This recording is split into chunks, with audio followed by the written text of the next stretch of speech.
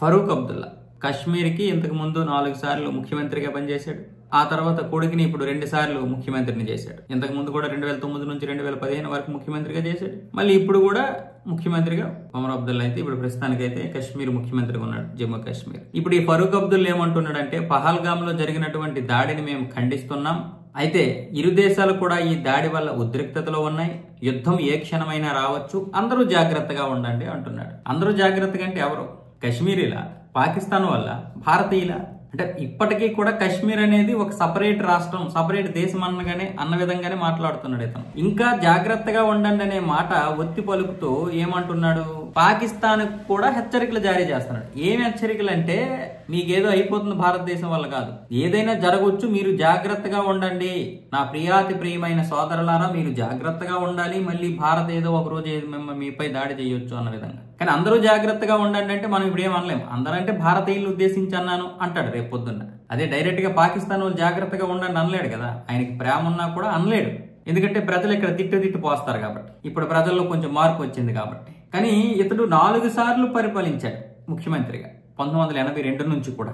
మరి అప్పటి నుంచి కూడా పరిపాలించిన ఈయన కశ్మీర్లో శాంతిని క్రియేట్ చేయలేకపోయాడు, శాంతి భద్రతలను కంట్రోల్ తేలేకపోయాడు. ఈయన హయాంలోనే వేర్పాటువాదులు రెచ్చిపోయారు. ఈ ఫరూక్ అబ్దుల్లా హయాంలోనే కశ్మీర్ పండితులు ఊచకోతకు గురయ్యారు. కశ్మీర్ కి సపరేట్ గా దేశం అయిపోవడం కోసం పీఓకి మాదిరిగానే కశ్మీర్ ని కూడా చేయడానికి తీవ్ర ప్రయత్నాలు చేశాడు కాంగ్రెస్ తో కలిసి. కానీ కుదరక అలా ఉండిపోయాడు. 2014 తర్వాత ఎలక్షన్ లేకుండా చేశారు 2015 తర్వాత. కాకపోతే మళ్ళీ మొన్న ఎలక్షన్ పెట్టాల్సి వచ్చింది 2024లో.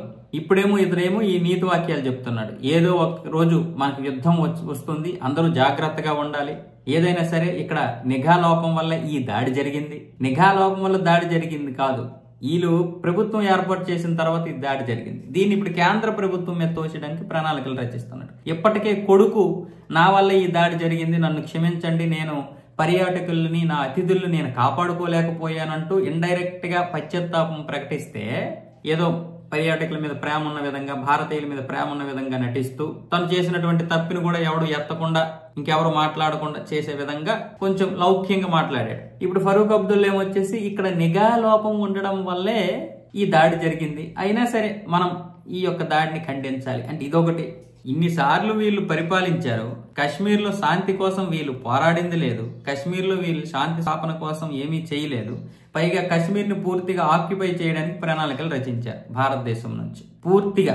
కాకపోతే 370 రద్దు అనేది ఎవడు ఊహించలేదు. ఫరూక్ అబ్దుల్లా కాదు, పాకిస్తాన్ కాదు, ఎవడు ఊహించలేదు. కోజాలు కదిలిపోయి ఒక్కొక్కడికి. అందుకే ఇప్పుడు ఆచితూచి మాట్లాడుతున్నారు, మన దేశం గురించి ప్రేమ ఉన్నట్టుగా నటిస్తూ మాట్లాడుతున్నారు వీళ్ళందరూ కూడా. లేకపోతే వీళ్ళు ఇలా మాట్లాడతారా? శాంతి కాముకులా వీళ్ళ నోటి నుంచి శాంతి మాటలు వస్తాయా?